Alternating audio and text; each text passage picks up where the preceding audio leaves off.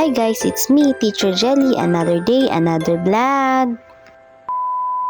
Hey guys, ngayon po ihahatid ko po si Gab sa school. Kasi may... Hi guys! May ano kayo?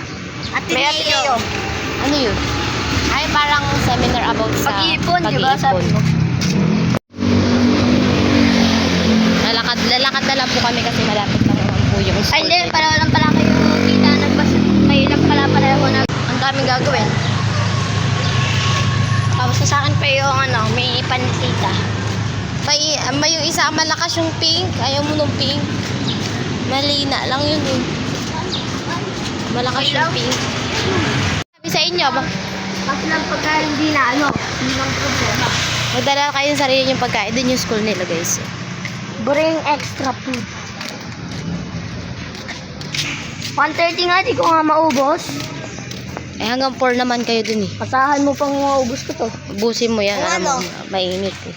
Ang ayaw nga pala tita. Alam. Kapit na kami guys sa school niya. Excited. 10 pa yung usapan. 9:30 andun na siya.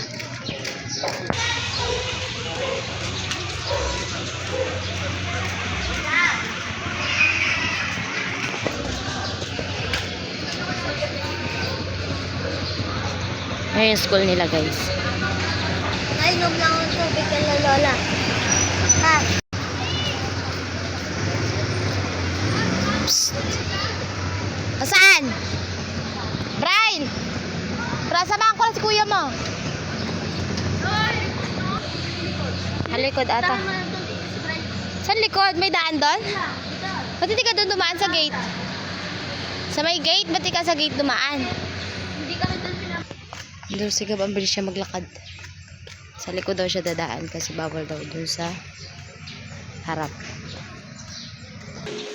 Doon na po si Gab sa loob. The next day. Okay, last day of review today. Why are you shouting? Okay, next what we have. Okay, teacher will draw. Can you count the apple? You just imagine this is an apple. Okay, everybody look at here on the board. Very good, Enzo. Enzo. Ano ba si Enzo kung nag-shout? Ulit. 1, 3. 3. We have 3 apples.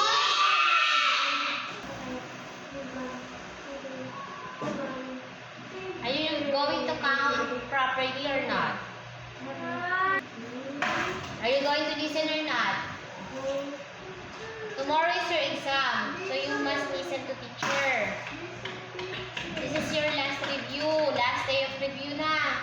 Hindi pa nag-listen. Angry. Where are you angry, Rai Rai? And so look at here on the board.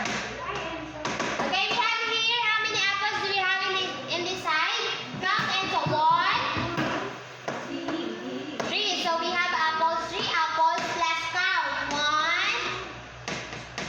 2, 5. So 3 apples plus 5 apples equals, everybody count how many apples? 1,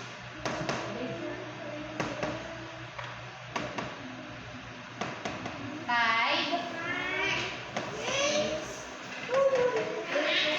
So 3 plus 5 equals how many? 3 plus 5 equals 1.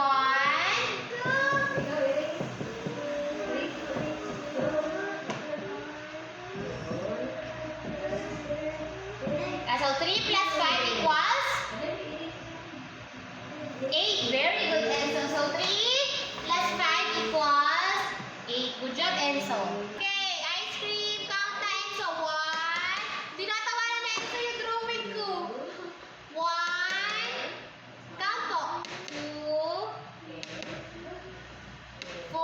Okay, 4 ice cream plus how many in this side? How many to, Enzo? 1. Okay. Everybody count po together. If you count together, 4 ice cream plus 1 ice cream equals 1.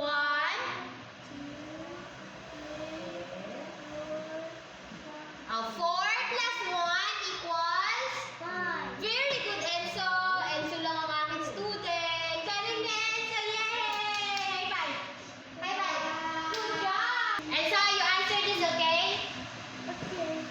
Okay.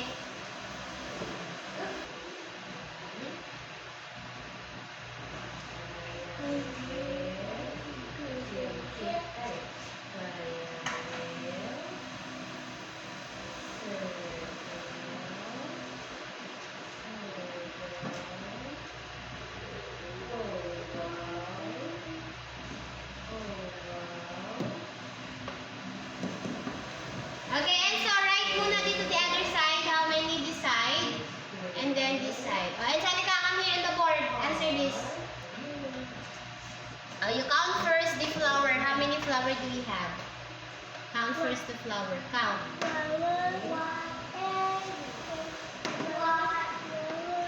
Ito muna. How many to? 1. Oh, sulat mo 4. How many flowers? How many flowers? 4. Sulat 4. Oopsie. And then, what about this side? What about this side? Okay. Gusto perfect. Talagang perfection is this one. What about in this side? And so, ay, sorry. This one. What about here and this side? How many flower? Count the flower. 3. Okay, if you count it together, how many flowers do we have in all? How many flowers do we have in all? Can you count it together, the flowers?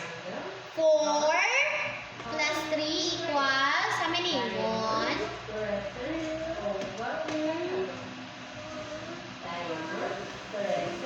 Oh, how many flowers do we have? We have? How many? 7. Alright, the 7 here. 7 flowers. Oh, what about here then? Okay, what about here? Okay, good job. Give me a 5. Okay, we have 4 plus 3 equals 7. Good job. High five. Good job, Enzo. Okay, sit down. Okay, next go. Right. Stand up. Answer here. Stand up. Are you going to count lang po the gifts? Count the gifts. Okay, how many gifts do we have? Okay, write 3 muna. Write 3. How to write number 3? Write 3 here. 3. 1, 2. Oh, what about in this side? How many? Stop. Do not cry. Just count. Oh, don't do that. Just count. 1. Where are you angry? Oh, just answer. 1. 1. How many? 1, 2. All right, 2. How to write number 2? Okay, 3 plus 2 equals, count together, 1, 2, 3, 4, 5. So, 3 plus 2 equals 5. Okay, good job, Rai Rai. Good job pala yun si Rai Rai. High five! High five! Good job naman na. Ba't umiiyak? Are you crying? Why Rai Rai is crying? Why are you angry? Answer lang eh. Very good. Good job. Say good job. Good job. Very good. You know na how to add. That is, kasama po sa exam. Okay? Okay po. And so po, sinabi ko pong mag-drawing po. Hindi ko sinabi yung teacher na drawing. Okay, good job everyone. Okay, this is how you add or count together the object. Okay, that is included in your exam. Okay, next one natin na i-review is yung kasama nyo. What are the days of the week natin? We have the other, included din po sa exam nyo. We have, what is the first day of the week? Sunday, Monday,